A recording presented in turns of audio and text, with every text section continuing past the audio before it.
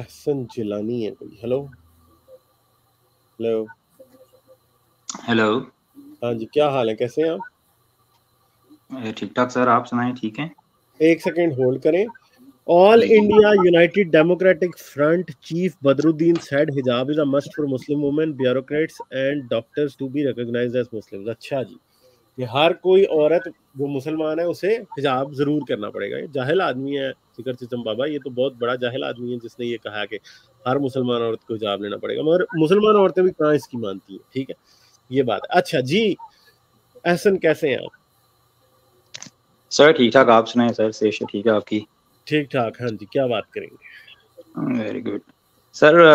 मैं आपकी स्ट्रीम सुनता रहता हूँ डिफरेंट टॉपिक्स के ऊपर, गॉड की एग्जिस्टेंस के ऊपर और रिलीजन्स के ऊपर, उसकी जो उसके रिलीजन्स के नेगेटिव एस्पेक्ट्स हैं उसके ऊपर भी आप बात करते हैं। हाँ। तो सर मैं ये क्वेश्चन मेरे ये मतलब जेहन में आ रहा था, समटाइम आप कहते हैं कि मतलब कि अगर गॉड है तो उसकी कोई एविडेंस होनी चाहिए। तो सर एक बड़ी एलिमेंट्री सी बेसिक किस्म की एग्जांपल जो है, जो बिलीवर्स इन गॉड देते हैं कि अगर गॉड ना हो तो फिर ये मून, सन, स्टार्स, यूनिवर्स और इन हमारे अंदर की जो मॉरल वैल्यूज हैं ये सब फिर कैसे क्रिएट होगी। तो सर इसके बारे में आपकी क्या मतलब, what is your take on this? देखें ये सब कैसे क्रिएट हो गई, इनकी हर एक चीज की एक्सप्लेनेशन मौजूद है। ठीक है, अगर जनरलाइज क्वेश्चन किया जाए सब चीजों के बारे में तो जारी बात है उसका जवाब देना मुश्किल होगा। मुश्किल नहीं होगा, वक्त तलब होगा। मगर कोई भी एक भी ऐसी चीज नहीं है जिसका जवाब मौजूद नहीं है। सितारे सियारे क्यों घूमते हैं अपने अपने मदारों में, इसकी भी एक्सप्लेनेशन है। इंसान फलां बात क्यों सोचता है, उसकी भी एक्सप्लेनेशन है। हर चीज की एक्सप्लेनेशन।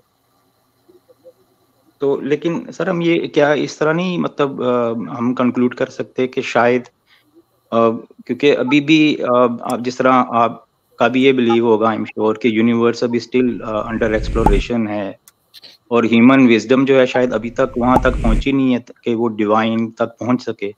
हो सकता है साइंस और लॉजिक से आगे भी कोई और थर्ड डायमेंशन हो जो बाद में आके में भी डिस्कवर हो जाए।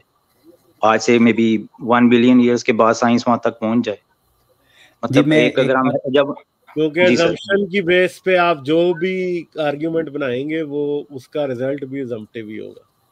मेरा तो एक इनसे मफरूजे मैं की एक मिनट साइलेंट बेटे तो जी मफरूजे बिल्कुल की बेस पे बनाया गया आर्ग्यूमेंट जो है वो उसका रिजल्ट कभी भी रियल नहीं हो सकता, वो मफरूजा ही होगा। हाँ जी, ऐसा ऐसा हो सकता है, हाँ ऐसा हो सकता है, ऐसा हुआ नहीं है। ठीक है, बात यह है कि जो आप बात कर रहे हो ना वो एक मफरूजा है, वो एक अजम्पशन है। अगर किसी आर्ग्यूमेंट का प्रेमिस हाइपोथेटिकल या अजम्पटिव हो तो उसका रिजल्ट भी हाइपोथेटिकल और अजम्पटिव ही होगा, उससे रियल रिजल्ट नहीं निकल सकता कभी। ठीक है, ये बेसिक लॉजिक की 101 है। तो आप जो बात कह रहे हो ना कि ऐसा हो सकता है वैसा हो सकता है, होने को तो कुछ भी हो सकता है। होने को तो हम ये भी कह सकते हैं कि खुदा शैतान है, होने को तो हम ये भी कह सकते हैं कि सबसे बड़ा जहन्नमी खुदा है। ठीक है, हो भी सकती है ये बात। मगर प्रॉब्लम ये है कि जब इस बात की रियलिटी से कोई ताल्लुक नहीं है तो इस बात के ऊपर एम्फसाइज नहीं किया जा सकता। और दूसरी बात है कि मैं कायनात में क्या ऐसे हुआ, क्या वैसे हुआ, क्या ऐसे हुआ, इस बात की बेस के ऊपर कोई रिजल्ट नहीं निकाला जा सकता। ठीक है, समझ गए आप बात? तो सर जिस तरह होता है कि अब जिस तरह साइकोलॉजिस्ट कहते हैं कि मतलब कि कई लोग डिप्रेशन में, एंजाइटी में, मतलब उनके लिए जो समटाइम रिलीजन या बिलीफ इन सम सुपीरियर यानी कि पावर जो है गॉड कर लें या जो भी वो अच्छी है, मतलब समटाइम लोग उससे काफी उनको हीलिंग भी मिलती है। तो उसके बारे में आपकी क्या राय है? नहीं मिलती है भाई हीलिंग। ये याद रखिएगा कि जिन चीजों में इंसान को प्लेसिबो से बेहतर फील हो सकता है वहां पे रिलीजन काम कर सकता है। तो सर अगर हम गॉड के कॉन्सेप्ट को एज ए प्लेसिबो ही ले आप लें। क्या इस बात को समझ पाए हैं कि मैंने जो कहा है कि जिन चीजों पे प्लेसिबो काम कर सकता है वहां पे रिलीजन काम कर सकता है? जी मैं समझो, मैं तभी कहा ना कि चलें अगर हम गॉड के कॉन्सेप्ट को एज ए प्लेसिबो यूज कर रहे हैं तो ये कुछ लोगों के लिए हेल्पफुल हो सकता है ना साइकोलॉजिकल इश्यूज में। देखिए, प्लेसिबो तो फिर कोई भी हेल्पफुल किसी भी चीज के बारे में हो सकता है, मगर प्लेसिबो का रियल इफेक्ट नहीं ना होता। आपको रियल इफेक्ट वो चाहिए या प्लेसिबो चाहिए? सर कई लोग ऐसे हैं ना कि जिनको मतलब रियल लाइफ में भी देखा गया है कि चले उनका जो भी अच्छा बुरा जो भी बिलीफ है एक एक्स्ट्रा सुपर पावर के ऊपर, हम चले उसको एक फिक्टिशियस ही मान लेते हैं फॉर आर्गुमेंट से, लेकिन चलें अगर किसी का है तो लोगों का देखा गया सर उसके अच्छे इफेक्ट्स आए हैं उनकी, मतलब कई बीमारियों से वो ठीक हो गए, चाहे उसका रीजन के एक आदमी न्यूरो ये बिलीव कर ले कि उसका कैंसर जो है वो बाबा जी के दम से ठीक हो जाएगा, तो आप उसे मानेंगे? सर वो तो मैं नहीं कह सकता, लेकिन ये है कि कोई आदमी ये बिलीव कर ले कि सूरह रहमान की तिलावत सुनने से उसका कैंसर ठीक हो जाएगा, तो फिर बताएं। सर कुछ लोग उनका बिलीफ के ऊपर है ना सर, कुछ लोग मानने लग जाते हैं कि इस पर, तो उससे वो ठीक होने लग जाते हैं। यही तो बताओ ना भैया कि जब आप एक तरफ एक बिलीफ को फायदेमंद समझ रहे हो, मगर दूसरी तरफ बिलीफ, ये बात याद रखेंगे, बिलीफ फायदेमंद उन केसेस में होगा जो पहले ही बिनाइन है। समझ रहे हो मेरी बात? बिलीफ फायदेमंद उसकी, मेरे सर में दर्द है, मैं दम करा लूं, मेरा सर का दर्द जो है वो प्लेसिबो इफेक्ट की वजह से ठीक हो जाए। चलें जी, आपको मजहब का एक फायदा नजर आ गया, ठीक है, सूरह रहमान की तिलावत से मेरा मूड खराब था, ठीक हो गया। मुझे एंजाइटी हो रही थी, मैंने कुरान की तिलावत सुनी, मैं ठीक हो गया। ये है प्लेसिबो इफेक्ट, यही है ना प्लेसिबो इफेक्ट? जी जी जी जी बिल्कुल। अच्छा, आप दूसरी साइड देखें कि एक आदमी ऐसा है कि कैंसर उसको है और वो समझ रहा है कि सूरह रहमान की तिलावत सुनने से वो ठीक हो जाएगा। दूसरी तरफ आदमी जो है वो हाई ब्लड प्रेशर और शुगर का मरीज है और हार्ट डिजीज है उसको, और वो ये समझ रहा है कि अजवा खजूर खाने से वो ठीक हो जाएगा, हालांकि उसकी डायबिटीज हाई होनी है, अजवा खजूर की वजह से उसका ब्लड शुगर लेवल हाई हो जाना है। अब उसको नुकसान हो रहा है इसका। अब मुझे बताएंगे, मजहब की वजह से, मजहब के प्लेसिबो इफेक्ट की वजह से नुकसान ज्यादा होता है और फायदा कम, और नुकसान उस केस में होता है जिसमें आपने सीधे मरना है। कैंसर का मरीज अगर सूरह रहमान की तिलावत सुनेगा तो मरेगा, दवाई नहीं खाएगा तो, ठीक है। हार्ट पेशेंट अगर अजवा खजूर खाएगा तो लाजमी मरेगा, उसको कोई फायदा नहीं हो सकता। मगर हाँ, दूसरी तरफ आप उस चीज को एग्जैजरेट कर रहे हो जो कि बहुत छोटा सा मसला है, और जो बड़ा प्रॉब्लम है उसको आप क्या कर रहे हो, उसे आप इग्नोर कर रहे हो। असल प्रॉब्लम जो है ना उसे आप इग्नोर कर रहे हो, और जो छोटा सा प्रॉब्लम है ना या छोटा सा फायदा है उसको आप ओवर ब्लो कर रहे हो, ठीक है। तो मसला यह है कि मजहब का नुकसान ज्यादा है। मैं आपको बताता हूँ, तकरीबन 1 साल पहले की बात है, पाकिस्तान का किस्सा है, मेरे एक जानने वाले हैं, ठीक है। जी सर, जी सर। एक लड़की थी जवान जिसके 3 बच्चे थे, जी जी। उसको हो गई टीबी, बरेलवी खानदान था, उसको ले जा के दम दरूद करा के उसे टीबी की दवाई नहीं खिलाई उन्होंने जी। और ईयर 2023 में 3 बच्चों की मां टीबी से मर गई, जिसकी उम्र अभी 30-32 साल थी। आप मुझे बताएं कि 2023 टीबी से मरने वाला दौर है? सही बात। तो अब आप मुझे बताएं कि मजहब का यहाँ फायदा हुआ कि नुकसान हुआ? आप कह रहे हो फायदा हुआ, मुझे बताएं उस औरत की और उसके बच्चे माँ के बगैर हो गए। एक बच्चा जो छोटा था ना वो सिर्फ 1 साल का था, ठीक है। सर ये मैं इसमें जो अर्ज कर सकता हूँ ना और रिक्वेस्ट कर सकता हूँ वो सर ये है कि आप जो फरमा रहे हैं वो सर आप एक इंडिविजुअल केस बता रहे हैं जिसको आप जनरलाइज, मतलब जनरलाइज कर रहे हैं। तो क्या ये सारे रिलीजियस लोग इस तरह करते होंगे? अगर फर्ज करें एक बंदा डिसेंट है, पढ़ा लिखा है और वो रिलीजन को प्रॉपरली समझता है, मैं आपकी बात से 110% एग्री करता हूँ कि रिलीजन के कई ईवल्स हैं, लेकिन वो अगर डिसेंट आदमी है, समझदार है, वो समझता है कि इसमें मैंने क्या पिक करना है, क्या छोड़ना है। तो सर हम किसी एक एक्सेप्शनल या 1-2 वाकये को जनरलाइज कर सकते हैं लोगों के ऊपर, सारे ही ऐसे होंगे? यार मैंने जनरलाइज थोड़ी किया, मैंने तो आपको 10 वाकयात बताए हैं ना, मैंने तो आपको एक जनरल केस बता दिया ना कि मजहब क्या करता है। और दूसरी बात यह है कि हम कहाँ कह रहे हैं कि हर बंदे के साथ ही ऐसे होता है। जो बंदे मजहब को इतना सीरियस नहीं लेते उनको उसका उतना नुकसान नहीं होता, आप ये खुद बात साबित कर रहे हैं। मगर जो बहुत ज्यादा सीरियस ले लेते हैं उनको तो मौत भी आ जाती है मजहब की वजह से, जैसे मैंने आपको भी बता दिया। तो बात तो मेरी सही साबित हो रही है, आपकी तो नहीं हो रही। आप जो बात कर रहे हैं उससे भी मेरी बात सही साबित हो रही है कि वो लोग मजहब के हार्मफुल इफेक्ट से बच जाते हैं जो मजहब को इतना सीरियस नहीं लेते। बिल्कुल नहीं, बिल्कुल सही है सर, आप बिल्कुल नहीं, आई एग्री विद यू 110% के रिलीजन के अंदर से भी कई ऐसी चीजें निकली हैं जो ईवल हैं और उसमें से काफी उसका नुकसान भी दुनिया को हुआ है। बट सर एक क्वेश्चन मतलब इस तरह और ज़हन में आता है कि अगर इस तरह देखा जाए तो फिर तो सर साइंस जो है इससे भी कई लोगों को नुकसान हुआ है, पैसे से भी कई लोगों को नुकसान भी हुआ है, फायदा भी हुआ है। अब साइंस से बॉम्ब्स बने हैं, न्यूक्लियर बॉम्ब्स बने हैं। अगर हम सिर्फ साइंस को कहें कि नहीं भी अच्छा, रिलीजन की जगह हम इस कॉन्सेप्ट को लाते हैं कि साइंस इज एवरीथिंग, और अगर हमारा मेयार किसी चीज को तनकीद करने का ये है कि जी उस फलां कॉन्सेप्ट से जो लोगों को नुकसान होता है या नहीं होता, तो फिर तो सर साइंटिफिक एडवांसमेंट से भी बड़ी-बड़ी तबाहियाँ हुई हैं। तो फिर क्या हमें साइंस को भी सर छोड़ देना चाहिए? साइंस कोई मॉरल सिस्टम है, मुझे बताएं। सर मॉरल तो नहीं है, बट क्या उससे तबाहियाँ नहीं हुई? चलो ठीक है, उसको हम एक एम्पिरिकल एविडेंस के तौर पे यूज़ कर सकते हैं, उसको एक लैब में प्रूव कर लेते हैं।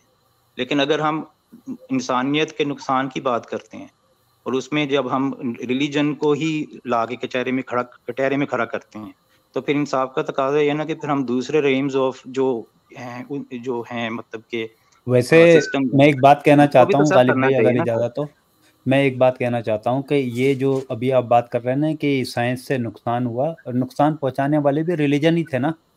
अगर आप देखें कैसे सर? क्रूसेड वार हुई तो उसमें वो वेपन्स किसने यूज़ किए थे?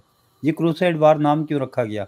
इससे आगे और पीछे भी देखें तो मज़ाहिब की जंग हुई है ना, उसी में तो ये वेपन्स यूज़ हुए। चले मैं आपसे एक सवाल पूछता हूँ। जी सर।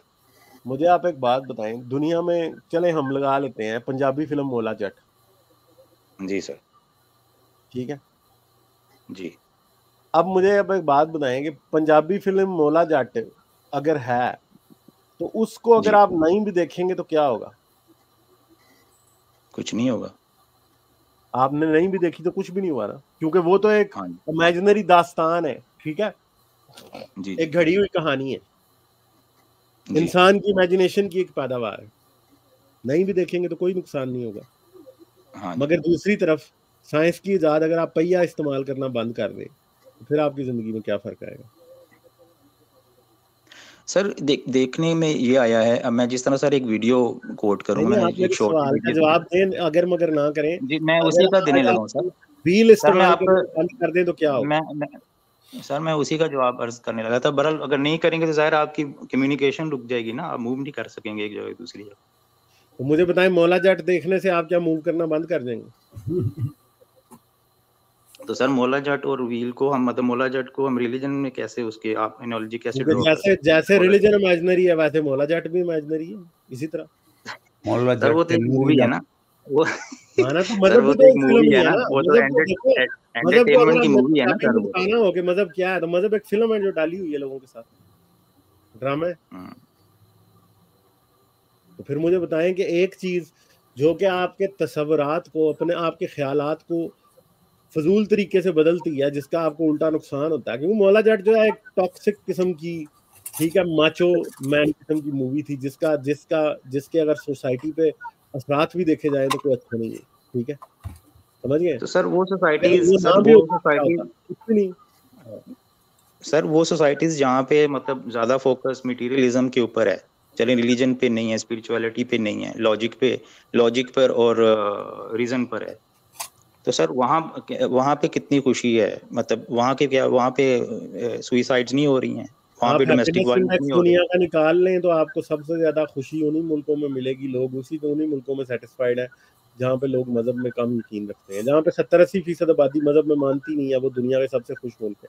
सुसाइड रेट भी देखो दुनिया देखो में कम सर उनमें। मैं वैसे ऑन ए पर्सनल लेवल मतलब मैं खुद भी बाहर रहता हूँ, I am not living in Pakistan, तो मैं मतलब ऑस्ट्रेलिया रहता हूँ, और यहाँ तो मैंने देखा है कि मतलब ये तो छोटी छोटी चीज़ों में खुदकुशियाँ कर लेते हैं और यहाँ पे बिल्कुल भी रिलीजन नहीं पाकिस्तानी भी छोटी छोटी चीजों में खुदकुशियां कर लेते हैं जी, आपको किसने कहा नहीं करते?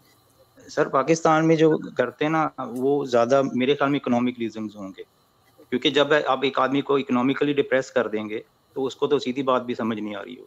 ये आपकी लेकिन ग्रॉस यहाँ पे ज़्यादा, कैपिटलाइजेशन लेकिन ऐसे यहाँ पे मैंने देखा सर छोटी बातों लोग। में खुदकुशियां, एक मिनट, ये आपकी जी सर। ग्रॉस कैपिटलाइजेशन है कि छोटी छोटी बातों में खुदकुशियां कर लेते हैं। असल में अगर स्टैटिस्टिक्स वाइज देखा जाए, पूरा गैलप ने एक सर्वे किया हुआ है, पाकिस्तान और इंडिया में खुदकुशी का रेट कोई मुख्तलिफ नहीं है, ठीक है, समझ गए आप? जी जी।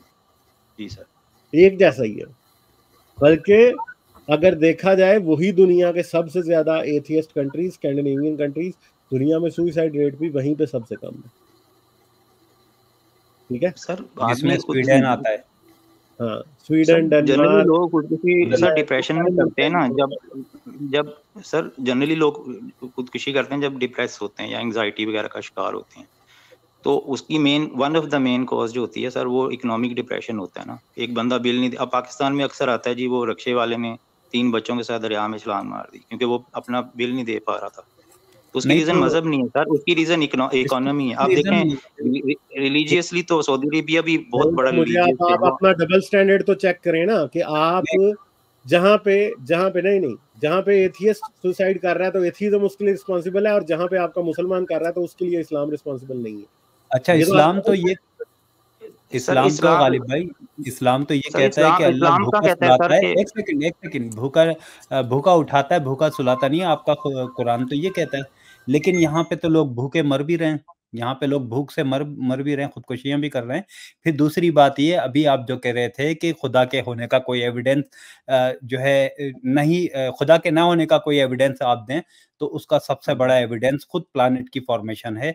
अगर आप स्पेस में देखेंगे किस तरह से प्लैनेट की फॉर्मेशन होती है, मैं समझता हूँ आप काफ़ी पढ़े लिखे हैं, आपकी बातों से लग रहा है, इसलिए मैं आपको जो है हाईली रेकमेंड करूँगा कि एक दफ़ा आप ये ज़रूर पढ़ लें, ये मैं जो आपके साथ शेयर कर रहा हूँ। गालिब भाई अगर ये शेयर कर सकें तो मैं चाहता हूँ कि ये जाके इसको एक दफ़ा पढ़ लें कि प्लैनेट की फॉर्मेशन कैसे होती है। आज हमें पता है, ये एस्टेब्लिश साइंस है, इसमें बताया जा रहा है कि प्लैनेट की फॉर्मेशन होती किस तरह से।